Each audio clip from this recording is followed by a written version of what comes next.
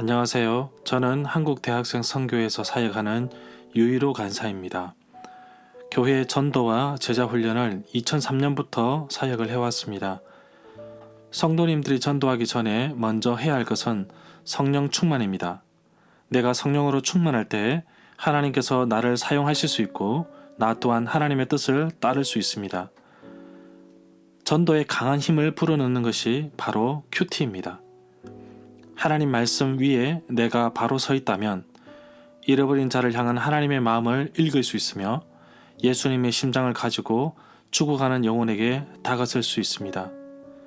전도의 힘은 바로 하나님 말씀에서 나옵니다. 그래서 매일 묵상하고 기도하면서 한 걸음씩 하나님 앞에 나아갑니다. 오늘도 그 발걸음을 인도하실 하나님을 찬양합니다. 이번 시간에는 여러분이 하나님과 동행하는 삶에 다른 어떤 것보다도 더 많은 기쁨과 신선함을 가져다 줄 하나의 생활 습관을 시작하는 문제에 대해서 이야기해 보도록 하겠습니다. 강의에 앞서서 문제를 하나 내겠습니다. 아시는 분도 있을 텐데 한번 맞춰보십시오. 나는 누구일까요? 나는 무엇일까요? 나는 당신의 영원한 동반자입니다. 또한 당신의 가장 훌륭한 조력자일 뿐만 아니라 가장 무거운 짐이 되기도 합니다. 나는 당신을 성공으로 이끌기도 하고 실패의 나락으로 끌어내리기도 합니다. 나는 전적으로 당신이 하는 대로 그저 따라갑니다. 그렇지만 당신의 행동의 90%가 나에 의해 좌우됩니다. 나는 당신의 행동을 바르고 정확하게 좌지우지합니다.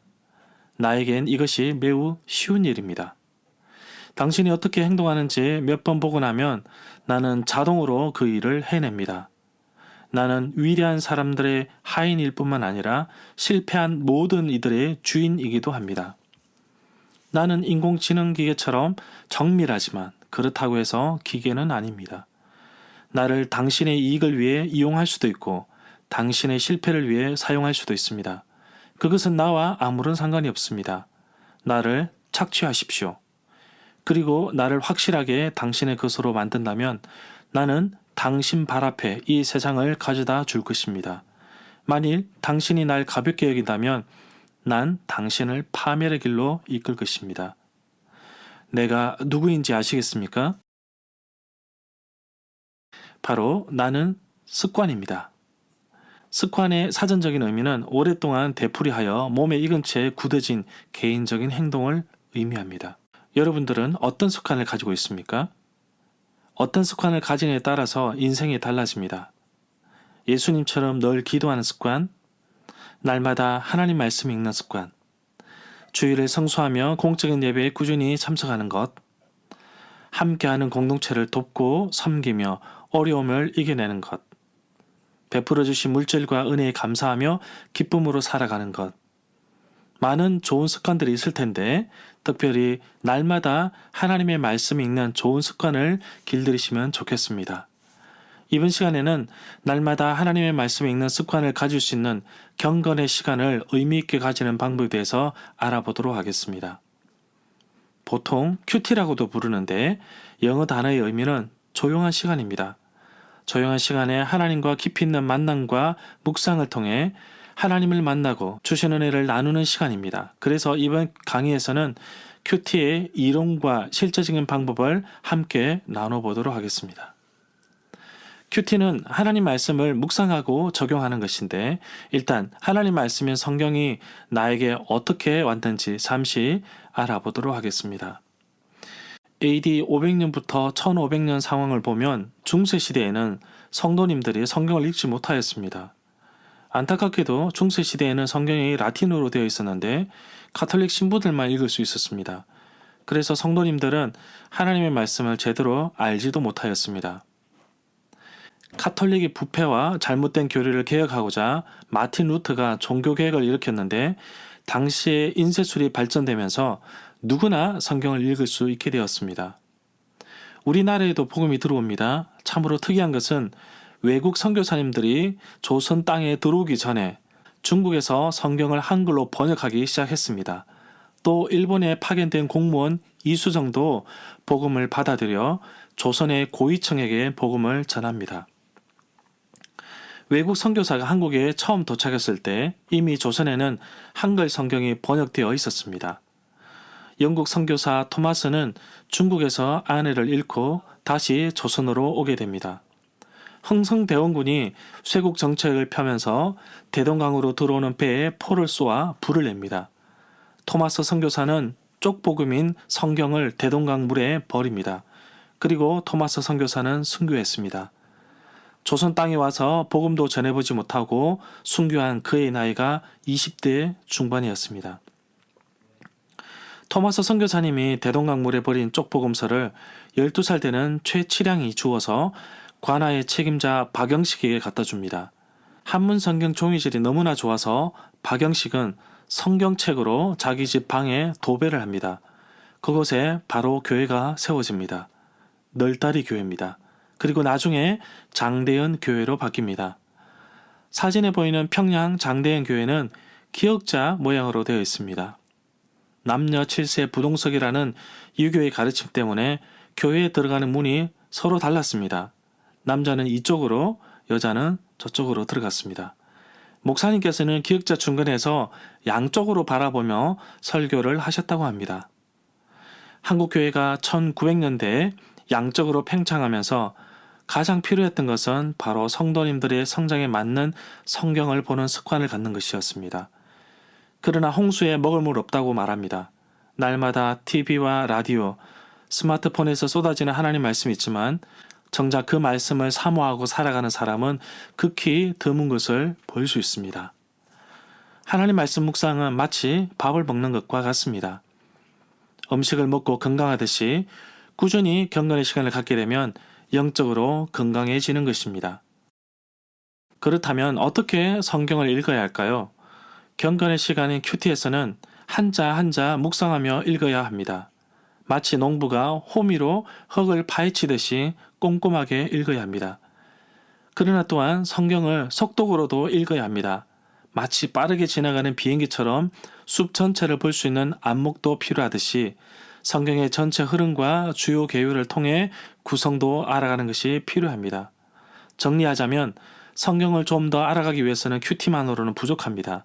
통독이나 속독으로 빠르게 읽는 것도 필요하고 때로는 필사하듯 한자 한자 묵상하며 읽는 것도 필요합니다. 자, 그러면 오늘 메인 강의로 들어가 보겠습니다. 이 강의의 목적은 매일 경건의 시간을 가져야 하는지 이해하고 경건의 시간을 갖는 데 대한 몇 가지 실제적인 제안을 제시하는 데 있습니다. 이 강의의 목표는 3가지가 있는데 첫 번째, 매일 경건의 시간을 갖는 4가지 목표를 설명할 수 있습니다. 두 번째는 경건의 시간을 위해 7가지 실제적인 제안을 열거할 수 있습니다. 세 번째, 각자의 생활 속에서 언제 경건의 시간을 가질지 구체적으로 설정할 수 있습니다. 유튜브 채널 가운데 아빠가 해외 출장 갔다가 돌아왔을 때 아이들의 반응입니다. 쌍둥이 아빠가 출장 갔다가 집에 왔는데 어린 딸들이 달려와서 안기면 얼마나 기쁠까요? 그런데 다음 날에도 아빠가 퇴근할 때 어린 딸로부터 뜨거운 포옹과 환영을 받았다고 생각해 보겠습니다. 그러나 아이가 아빠를 포옹하고 나서 한 걸음 물러서서 아빠, 나는 아빠를 반갑게 맞아주는데 얻은 것이 없네?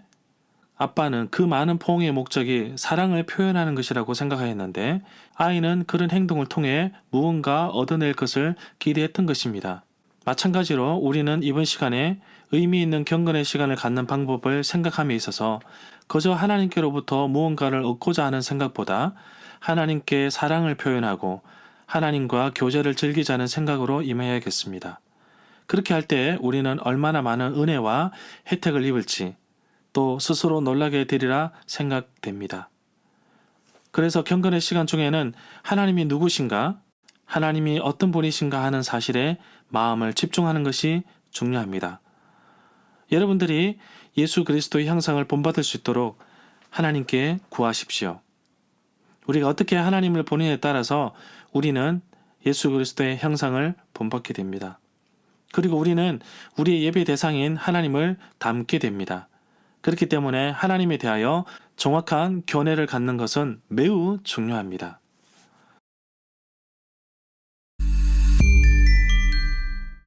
1. 경건의 시간을 갖는 목적. 네모 1번. 하나님과 교제를 즐긴다. 괄호 1번에 성경 말씀에 계시된 대로 하나님이 어떤 분이신가 하는 사실에 마음을 집중하라. 경건의 시간 중에는 하나님이 누구신가, 하나님이 어떤 분이신가 하는 사실에 마음을 집중하는 것이 중요합니다. 괄호 2번, 당신이 예수 그리스도의 형상을 본받을 수 있도록 하나님께 구하라. 우리가 어떻게 하나님을 보느냐 하는 것에 따라서 우리는 그리스도의 형상을 본받게 됩니다. 우리는 우리 예배 대상을 담게 됩니다. 그렇기 때문에 하나님에 대하여 정확한 견해, 바로 신관을 갖는 것은 매우 중요합니다. 괄호 3번, 하나님을 더 사랑하는 법을 배운다. 마태복음 22장 37절부터 38절에 보면 예수께서 이르시되 내 마음을 다하고 목숨을 다하고 뜻을 다하여 주 너의 하나님을 사랑하라 하셨으니 이것이 크고 첫째 되는 계명이요. 고린도후서 3장 18절에 보면 우리가 다 수건을 벗은 얼굴로 거울을 보는 것 같이 주의 영광을 보매 그와 같은 형상으로 변화되어 영광에서 영광에 이르니 곧 주의 영광으로 말미암느니라. 피조물이 허무한데 굴복하는 것은 자기 뜻이 아니요 오직 굴복하게 하시는 이로 말미암느니라. 로마서 8장 20절 말씀입니다. 괄호 4번, 당신의 생활의 모든 염려를 하나님께 맡긴다. 너희 염려를 다 주께 맡기라. 이는 그가 너희를 돌보심이라. 우리가 하나님을 더 사랑하게 됨에 따라 생활의 세부적인 부분까지 주님께 의탁할 수 있게 될 것입니다. 우리는 어떤 사람을 완전히 신뢰할 수 있기 전에 그를 먼저 알 필요가 있습니다. 제가 지난달에 새 차를 한 대 샀다고 가정하겠습니다. 처음 일주일간 나는 매일같이 차를 닦았습니다. 그러다가 차를 한번 선보이려고 친구들 모임 속에 차를 끌고 갔습니다. 자, 그런데 내가 전에 한 번도 본 적이 없는 사람이 다가오더니 주말에 차를 좀 빌려줄 수 없겠냐고 물었습니다. 그런데 몇 분 후에 친한 친구가 와서 차를 쓰겠다고 요청해 왔습니다. 이제 친구의 신뢰할 수 있는 성격과 탁월한 인격을 아는 저는 잠정적으로 친한 친구에게 나의 차를 빌려줄 용의가 있었습니다. 만일 하나님과 우리의 관계에서 저 예의 바른 낯선 청년의 단계를 넘어서지 못했다면 우리는 하나님께 많은 것을 의탁할 수 없을 것입니다. 그러나 우리가 주님을 더 알아감에 따라 우리는 우리에게 극히 중요한 것도 주님께 의탁할 수 있게 될 것입니다. 가로 2번입니다. 하나님을 기쁘시게 한다. 잠언 15장 5절 말씀입니다. 악인의 제사는 여호와께서 미워하셔도 정직한 자의 기도는 그가 기뻐하시느니라. 하나님께서 당신을 그리스도로 말미암아 의롭게 해주셨기 때문에 이 구절에 정직한 자라는 말 대신에 여러분의 이름을 넣어서 한번 읽어보십시오. 여러분은 기도를 통하여 하나님을 기쁘시게 할 수 있습니다. 주님께서 이미 갖고 계시지 않은 것을 드릴 것이 우리에게 몇 가지나 있습니다. 우리는 주님과 시간을 같이 보내고 싶은 열정을 바칠 수도 있습니다. 가로 3번, 우리의 생활의 방향을 인도할 원칙을 발견한다. 시편 119편 105절에 보면 주의 말씀은 내 발의 등이요 내 길의 빛이니이다 라고 말씀하고 있습니다. 유한한 인간으로서 우리는 어떤 결정 속에 담겨있는 모든 요인을 다 알 수 없습니다. 하나님께서는 이를 다 아시고 자기 말씀을 통해 우리를 인도해 주실 것입니다. 가로 4번, 하나님의 관점에서 인생에 대한 안목을 넓힌다. 로마서 12장 2절에 보면 너희는 이 세대를 본받지 말고 오직 마음을 새롭게 함으로 변화를 받아 하나님의 선하시고 기뻐하시고 온전하신 뜻이 무엇인지 분별하도록 하라 라고 말씀하고 있습니다. 가로 1번에 보면 진실은 하나님의 관점에서 인생을 보는 것입니다. 가로 2번에 보면 하나님의 관점으로 본 것이 아닌 어떤 것도 진실의 왜곡입니다. 이 개념에 대한 좋은 예는 에덴 동산에서의 하와의 예입니다.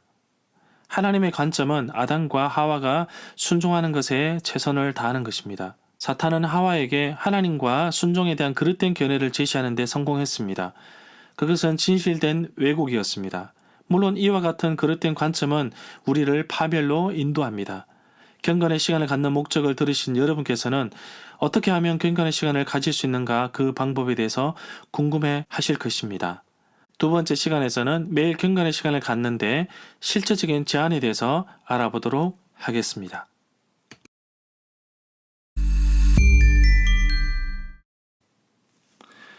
2번 매일 경건의 시간을 갖는 데 대한 실제적인 제안입니다. 경건의 시간을 갖는 목적을 들으신 여러분들께서는 어떻게 하면 경건의 시간을 가질 수 있는가 그 방법에 대해 궁금해 하실 것입니다. 다음 몇 분간에 걸쳐서 여러분들이 의미 있는 경건의 시간을 갖도록 도와줄 몇 가지 실제적인 제안을 함께 고려해 보도록 하겠습니다. 네모 1번 매일 하나님과 보낼 시간을 따로 설정하되 가능하면 이른 아침 시간으로 하라. 가장 중요한 요일은 여러분이 하루 중에서 선택한 시간에 여러분이 경각심을 갖는 것입니다.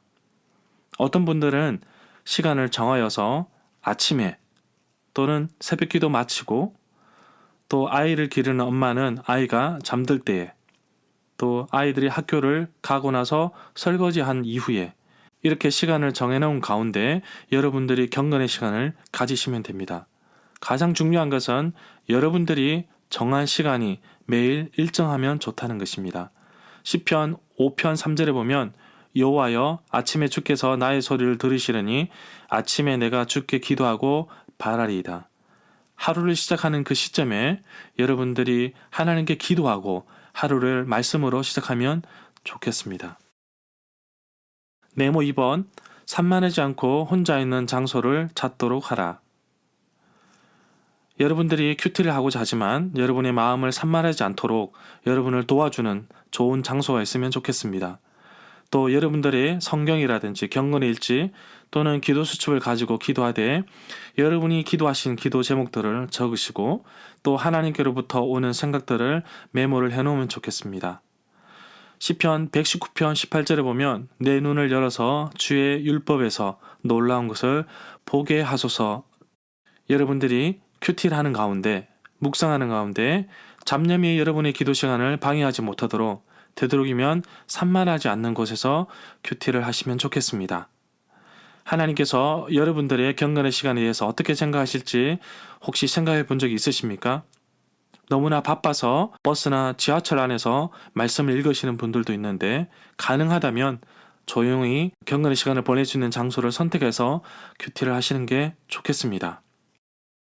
네모 3번 당신의 경건의 시간을 다양하게 부여하라. 가로 1번에 가끔 특별한 곳으로 가라. 저도 매일 큐티를 하지만 일주일에 한 번 정도는 북한강 변에 있는 카페에 가서 하루 종일 이렇게 묵상을 하기도 합니다. 하나님 말씀을 깊이 있게 묵상하고 때로는 하나님께서 주시는 생각과 비전들에 대해서 깊이 있게 고민하고 기도하는 시간을 갖습니다.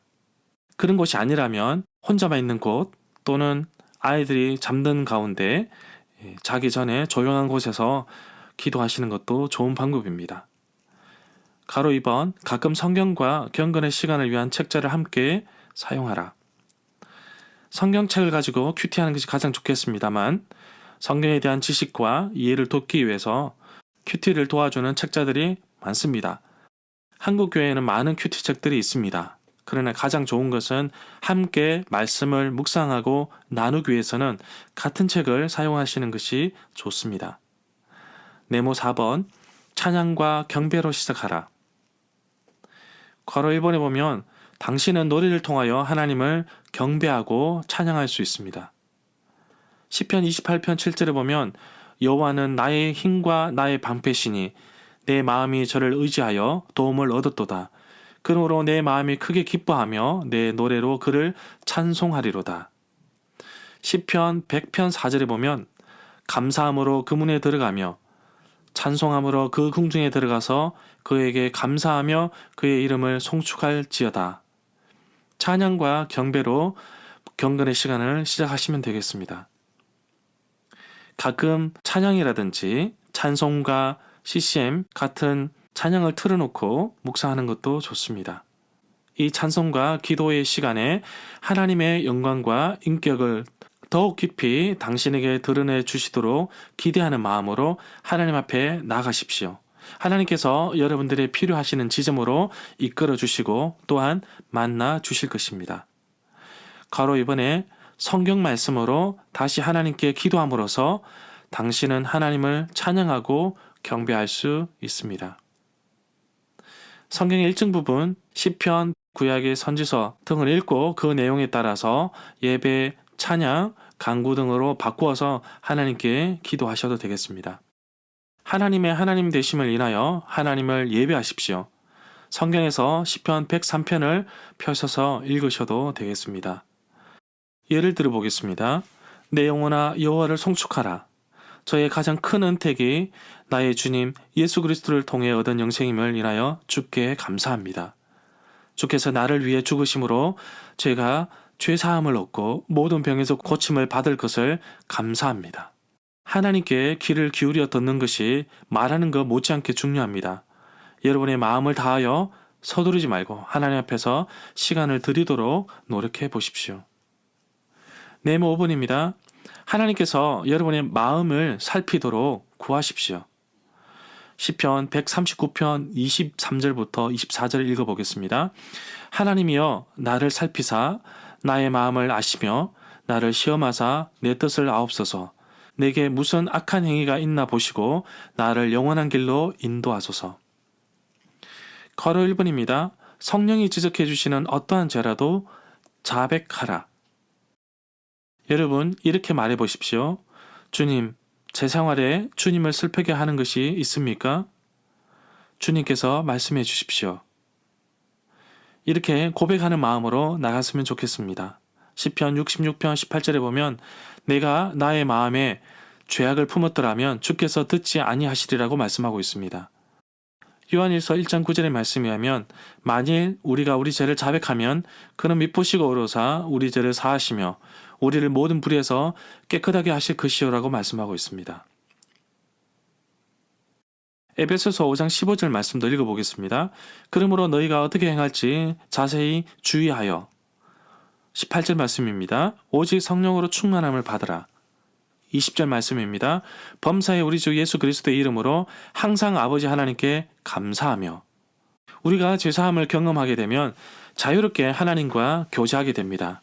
하나님을 알므로 경험하는 자유를 생각만 해보십시오. 세계 인류의 대다수는 과거의 실패와 죄로 인하여 무거운 죄책감을 아는 채 생활하고 있습니다. 사람이 하나님의 사랑과 죄사함을 경험할 때 죄짐이 풀리고 그는 자유인이 되어 하나님께 귀를 기울이게 되는 것입니다. 네모 6번입니다. 하나님 안에서 보내는 시간을 가지라. 하나님께서 우리의 마음에 말씀하시는 1차적인 방법은 그의 말씀을 통하여 말씀하시는 것입니다. 그래서 가로 1번에 보면 매일 성경 읽기를 위한 계획을 세우라. 여러분들은 연초에 성경 읽기표를 받으시면서 계속 성경을 읽어 나가고 계십니까? 하루에 3장씩 읽으면 1년에 성경을 다 읽을 수도 있습니다. 속독 테이프라든지 어플을 통해서 읽으시면 더 빠르게 성경을 읽을 수가 있습니다. 우리 각자에게 아마 성경이 가장 제일 좋아하는 부분들이 있을 거라고 생각합니다. 성경 전체를 통독하기 위해 매일매일 말씀을 읽도록 계획을 세워보는 것도 좋습니다. 그렇지 않다면 여러분들이 제일 좋아하는 책을 골라서 또는 문단을 골라서 그곳에서 하나님께서 말씀하시는 부분에 집중하면서 들을 수도 있습니다. 그러나 어느 한 곳에만 집중하게 되면 하나님께서 여러분에게 주시는 말씀을 전체적으로 듣지 못하기 때문에 성경은 매일매일 정해진 시간 안에 분량대로 읽어나가면 좋겠습니다. 사람들이 성경 읽기 계획을 세워서 성경을 읽어나가는데 그대로 채택해서 따를 수도 있지만 여러분들이 좋아하는 부분들을 먼저 실행할 수도 있습니다. 예를 들어서 요한복음서를 먼저 읽은 후에 신약 전체를 읽는 것도 좋습니다. 때로는 룻기, 요나, 여호수아, 사사기, 시편, 잠언 순서대로 신약과 구약의 균형을 이루어가는 것도 좋습니다. 가로 이번에 문단이나 장절을 천천히 깊이 생각하면서 읽으십시오. 성경을 피상적으로 빨리 읽어 나가겠다는 생각을 버리십시오. 목표는 어느 문단을 읽어버리겠다는 것이 아니라 하나님의 뜻을 알고자 하는 것입니다. 하나님 말씀을 읽고 하루를 생활하는 동안에 경건의 시간을 읽는 본문에 대해서 깊이 있게 한번 생각해 보시기를 바랍니다. 가로 3번에 읽은 말씀이 어떻게 여러분 생활 속에 적용되는지 스스로 자문해 보십시오. 여러분의 생활에 적용될 수 있는 질문을 가능한 한 많이 작성해 보십시오.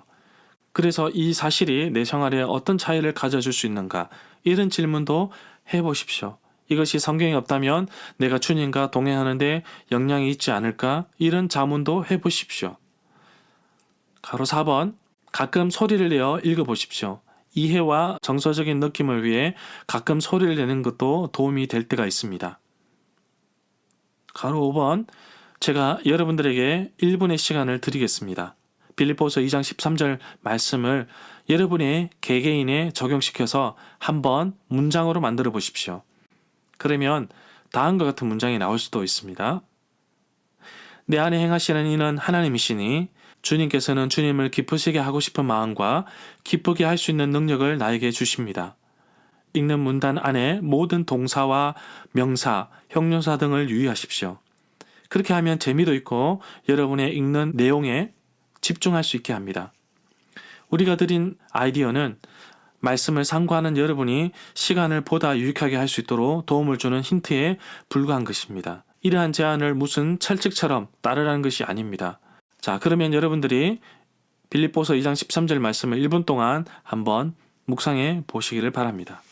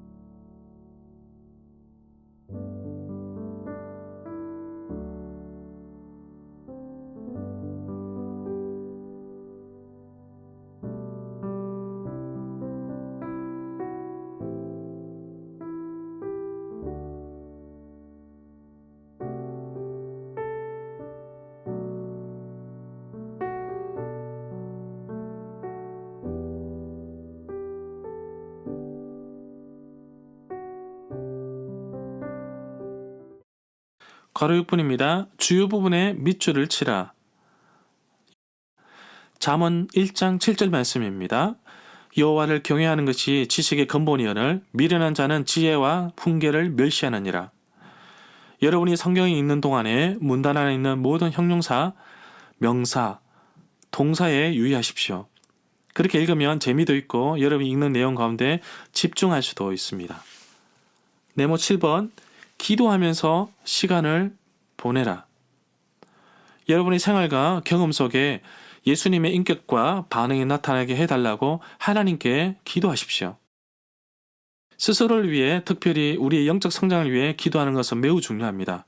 그래서 나는 하나님께 내 생활에 무슨 달란트를 개발해 주시기를 원하는가 스스로에게 물어보십시오. 그리고 하나님께 그 원하는 특징이 무엇인지 말씀해 들으십시오.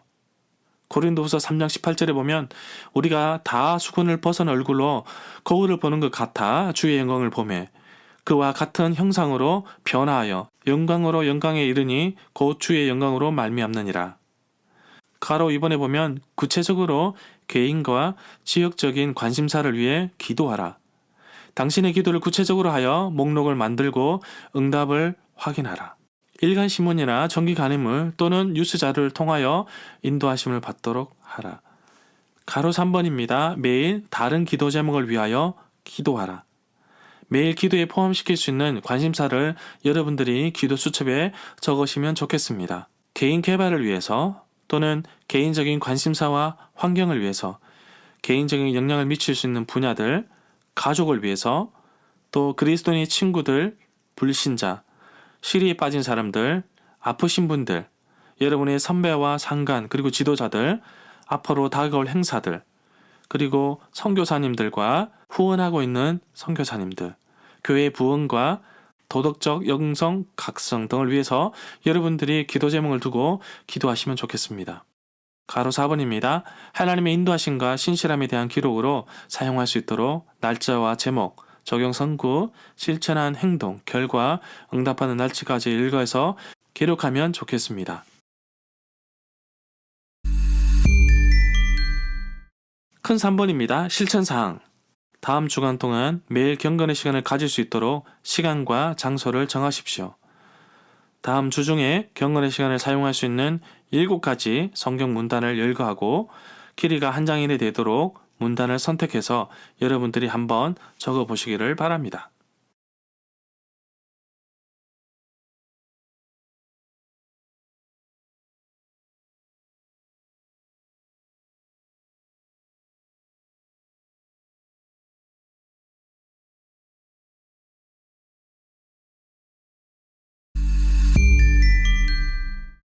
하나님 말씀인 성경을 어떻게 읽고 묵상해야 할까요? 성경은 나에게 주신 하나님 말씀입니다. 하나님께서는 나에게 하실 말씀이 있습니다. 그리스도인은 성경을 통해 하나님이 어떠한 분이시며 나 자신을 위한 하나님의 계획을 알 수 있습니다.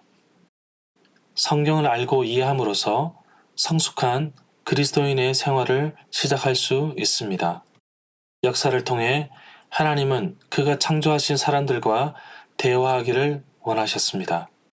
예수님이 오시기 전에 하나님은 구약의 선지자들을 통하여 말씀하셨고 그 말씀들을 기록해 오셨습니다.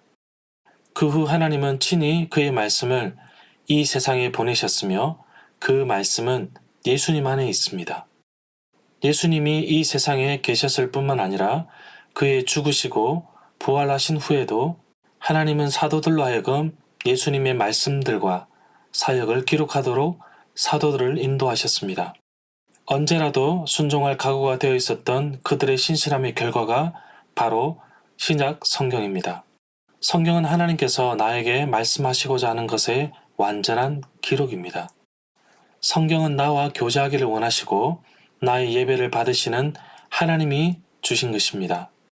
오늘 공부할 이 내용은 성경을 이해하고 즐기는 방법을 설명하는 데 도움이 될 것입니다. 하나님께 귀를 기울이는 방법을 배워야 합니다. 성경은 인간이 읽어야 할 가장 중요한 책입니다. 많은 그리스도인들이 하나님께서 성경을 통해 그들에게 말씀하시는 것을 어떻게 듣든지 그 방법을 잘 알지 못합니다. 예수님과의 의미 깊은 관계는 하나님이 나에게 말씀해 주시는 것을 잘 듣고 이해하는 것에 달려 있습니다. 먼저 하나님 말씀인 성경을 읽는다는 것은 다른 책들을 읽는 것과는 다르다는 것을 알아야 합니다. 성경은 하나님의 영적인 감동으로 된 말씀입니다. 성경에는 하나님께서 나에게 하시려고 하는 어떤 말씀이 있습니다. 그러므로 하나님 아버지, 이 말씀은 예수님의 사랑과 가르침에 대하여 하나님이 나에게 친히 쓰신 편지입니다. 내가 우리 주님의 권면과 명령들을 이해하고 순종하도록 도와주십시오. 라는 자세로 읽으시면 되겠습니다. 실제적으로 큐티를 연습해 보도록 하겠습니다. 큐티 레시피입니다. 여러분들의 성경을 읽고 묵상할 때 성령께서 여러분들을 인도해 달라고 기도하십시오. 큐티는 보통 관찰, 해석, 적용이라는 3단계를 포함하고 있습니다. 먼저 말씀의 관찰입니다. 이 단계에서는 여러분들이 읽은 구절이 무엇을 말하는가를 발견하기 위해서 관찰합니다. 육하원칙, 누가, 언제, 어디서, 무엇을, 어떻게, 왜 이런 원칙을 가지고 말씀을 관찰합니다. 해석입니다. 이 단계에서는 이 구절은 무엇을 의미하는가를 살펴보는 것입니다. 그리고 이 단계에서는 이 구절은 하나님과 인간에 대하여 무엇을 말하는가를 물어보십시오. 묵상과 적용입니다. 이 단계에서는 이 구절의 의미를 묵상하며 이 구절을 어떻게 나의 생활에 적용해야 하는가를 물어봅니다. 기도 제목, 하나님께 기도하는 시간을 가져보십시오. 다른 사람들에게 기도 부탁할 제목이 있다면 기록해 두었다가 기도를 부탁하시길 바랍니다. 관찰, 해석, 적용의 신뢰입니다. 본문 말씀은 마태복음 21장 1절부터 11절 말씀입니다. 관찰입니다. 이 구절을 여러 번 읽을 수도 있습니다. 반복되는 단어에 빗줄을 그을 수도 있습니다. 제목을 정할 수도 있습니다. 그리고 문단을 나눌 수도 있습니다. 제목, 나귀 새끼를 타신 왕. 문단 나누기 1절부터 7절은 나귀 새끼를 준비하시는 예수님. 8절부터 11절은 나귀 새끼를 타시는 예수님.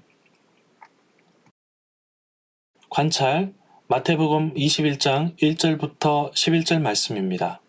1절, 그들이 예루살렘에 가까이 가서 감람산 벳박에 이르렀을 때에 예수께서 두 제자를 보내시며 2절, 이르시되 너희는 맞은편 마을로 가라.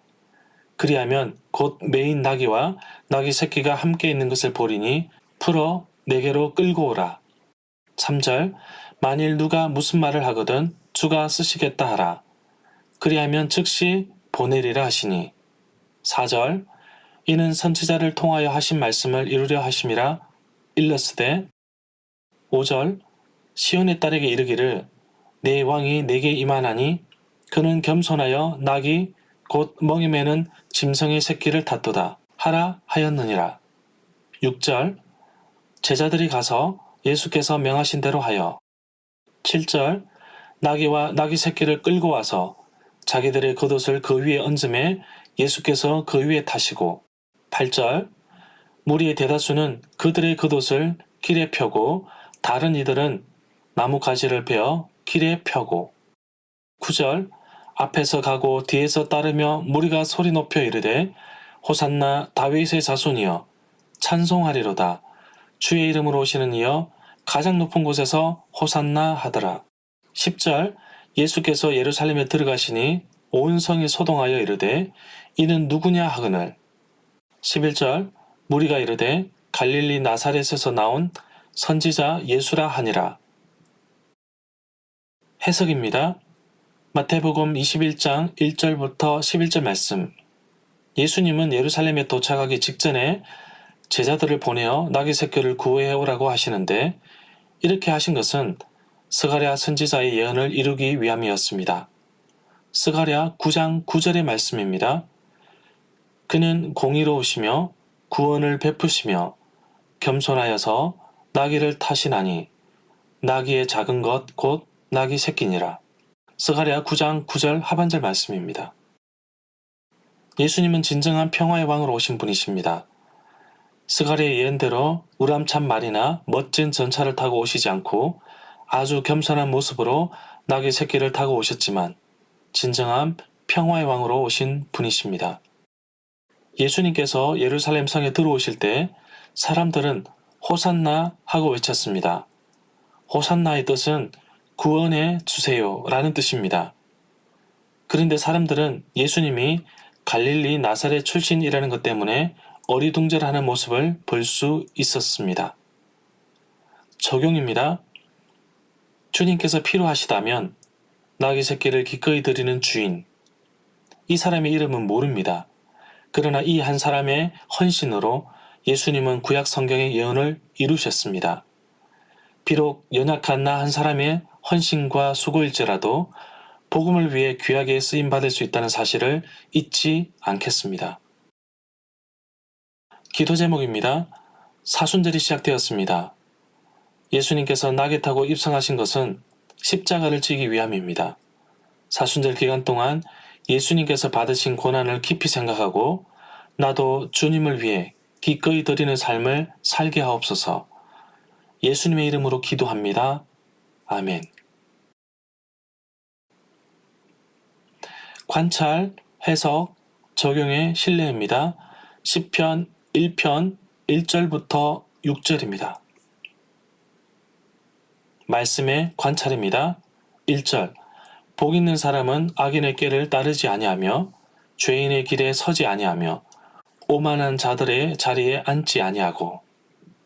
복 있는 사람은 악한 사람들의 말과 생각을 따르지 않습니다. 복 있는 사람들은 죄인들이 가는 길에 함께 하지 않습니다. 복 있는 사람은 오만하고 교만한 사람들과 함께 하지 않습니다. 2절 오직 여호와의 율법을 즐거워하여 그 율법을 주야로 묵상하는도다. 복 있는 사람은 여호와의 율법 말씀을 인하여 즐거워합니다. 복 있는 사람은 날마다 말씀을 묵상하는 사람입니다.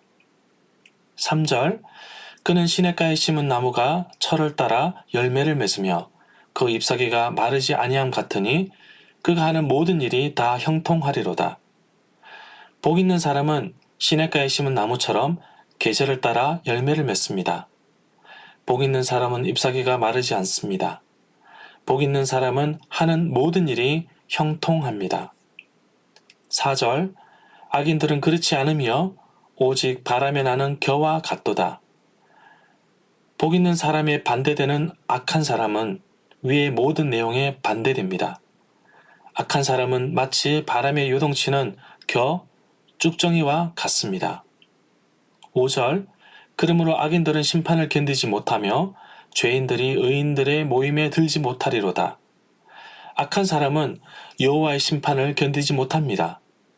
악한 사람은 의인들의 모임에 참여하지 못합니다.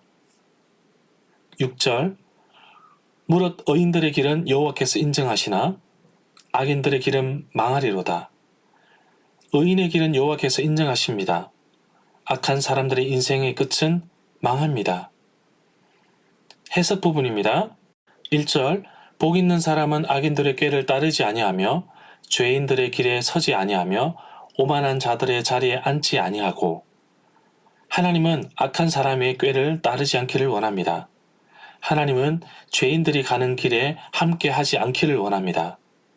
하나님은 오만한 사람들과 함께 하지 않기를 원합니다. 2절 오직 여호와의 율법을 즐거워하여 그의 율법을 주야로 묵상하는도다. 하나님은 말씀으로 인하여 즐거워하기를 원하십니다. 하나님은 날마다 말씀을 묵상하기를 원하십니다. 3절 그는 시냇가에 심은 나무가 철을 따라 열매를 맺으며 그 잎사귀가 마르지 아니함 같으니 그가 하는 모든 일이 다 형통하리로다. 하나님은 철을 따라 열매 맺는 나무처럼 되길 원하십니다. 하나님은 잎사귀가 마르지 않는 사람을 원하십니다. 하나님은 모든 일이 다 형통하여 지기를 원하십니다. 4절 악인들은 그렇지 않으며 오직 바람에 나는 겨와 같도다. 악인들의 모습이 되지 않기를 원하십니다. 악인들은 조그만 얼음에도 요동치는 겨와 같은데 하나님은 우리가 그런 사람이 되지 않기를 원하고 계십니다. 5절 그러므로 악인들은 심판을 견디지 못하며 죄인들이 의인들의 모임에 들지 못하리로다. 하나님은 심판하는 분이십니다. 결국 하나님은 의인들을 부르시고 모으십니다. 6절 무릇 의인들의 길은 여호와께서 인정하시나 악인들의 길은 망하리로다. 하나님은 의인들의 길을 인정하십니다. 하나님은 악인들을 심판하셔서 끝까지 망하도록 하십니다. 묵상과 적용입니다. 1절 복 있는 사람은 악인들의 길을 따르지 아니하며 죄인들의 길에 서지 아니하며 오만한 자들의 자리에 앉지 아니하고 나는 복 있는 사람입니다. 그래서 악한 사람들의 꾀를 따르지 않겠습니다. 나는 죄인들이 가는 길에 함께 하지도 가지도 않겠습니다. 나는 오만한 사람들과 함께 있지도 앉지도 않겠습니다. 2절 오직 여호와의 율법을 즐거워하여 그의 율법을 주야로 묵상하는도다. 나는 하나님의 말씀을 통해 즐거워하는 삶을 살겠습니다. 나는 하나님의 말씀을 날마다 읽고 외우고 묵상하겠습니다. 3절 그는 시냇가에 심은 나무가 철을 따라 열매를 맺으며 그 잎사귀가 마르지 아니함 같으니 그가 하는 모든 일이 다 형통하리로다. 하나님, 나는 철을 따라 열매 맺는 사람이 되기를 소망합니다. 하나님, 내 삶의 푸른 잎사귀처럼 날마다 풍성하길 원합니다. 하나님, 내가 하는 모든 일이 형통하도록 이끌어 주옵소서. 4절 악인들은 그렇지 않으며 오직 바람에 나는 겨와 같도다. 하나님, 내 모습이 악인들의 모습처럼 되지 않기를 원합니다. 조그만 어려움에도 요동치는 겨와 같은 삶이 되지 않도록 내가 하나님 말씀 안에 살고 하나님 말씀을 붙들고 살겠습니다. 5절 그러므로 악인들은 심판을 견디지 못하며 죄인들이 의인들의 모임에 들지 못하리로다. 하나님은 심판하시는 분이심을 잊지 말고 살게 하옵소서. 나는 의인들의 모임에 들 수 있을까요? 그렇게 하기 위해서는 꾸준히 하나님과 동행하기를 원합니다. 6절 무릇 의인들의 길은 여호와께서 인정하시나 악인들의 길은 망하리로다. 하나님, 나의 삶이 하나님께 인정받는 삶이 되기를 원합니다.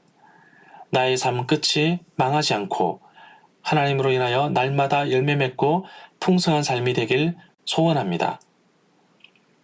기도 제목 하나님 날마다 성경을 읽고 기도하는 삶을 살겠습니다. 주보에 있는 성경 한 구절이라도 외우도록 하겠습니다. 하나님, 나의 삶에 열매 맺고 형통하도록 늘 주야로 하나님만 생각하며 살도록 노력하겠습니다. 큐티를 어떻게 해야 할까요? 먼저 조용한 시간, 장소를 선정하십시오. 그리고 찬양과 기도로 시작하십시오. 말씀을 읽을 때는 관찰, 해석, 적용 3단계로 이루어집니다. 관찰은 하나님, 예수님, 성령님, 중심 단어, 문단, 인물을 중심으로 읽습니다. 반복되는 구절을 밑줄 긋습니다. 적어도 본문을 3번 정도 읽으십시오.